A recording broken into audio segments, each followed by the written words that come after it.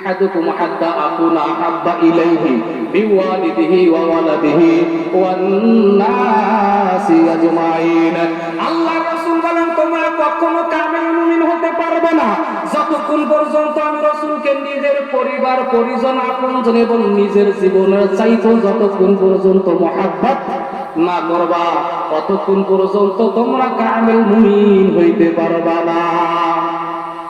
আল্লাহ রাসূলকে মহব্বত করছেন তালহা রাদিয়াল্লাহু তাআলা আনহু, যে তালহার বয়স মাত্র 6 বছর, 5 বছর, শিশু বাচ্চা সাহাবী, যে তালহার বয়স মাত্র 6 বছর।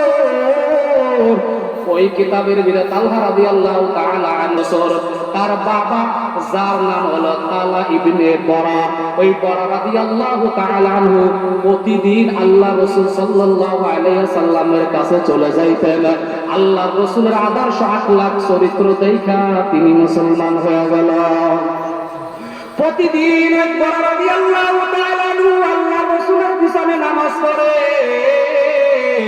ওই কিতাবের ভিতরে আছে বরার বাড়ি থেকে আল্লাহ রাসূল সাল্লাল্লাহু আলাইহি ওয়াসাল্লামের মসজিদে নববী হইল কমপক্ষে 3.5 কিলো, জোরে বলেন সুবহানাল্লাহ। ওই 3.5 কিলো জায়গা হাইটা হাইটা বরা রাদিয়াল্লাহু তাআলা আনহু ফজরের জামাত আদায় করত।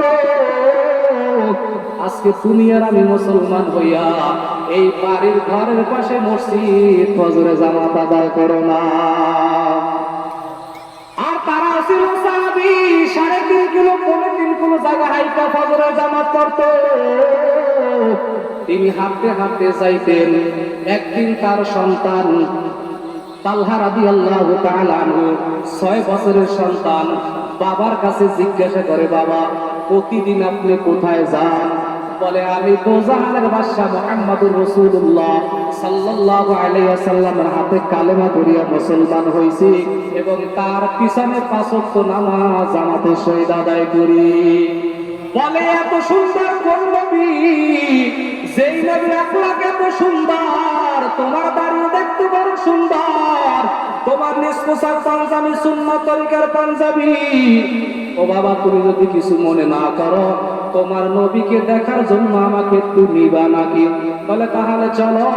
বরা রাদিয়াল্লাহু তাআলা আনহু তালহা রাদিয়াল্লাহু তাআলা আনহুকে হাতে ধইরা ধইরা রওনা দিলেন। রওনা দেওয়ার পর অনেক দূর চলে গেলেন।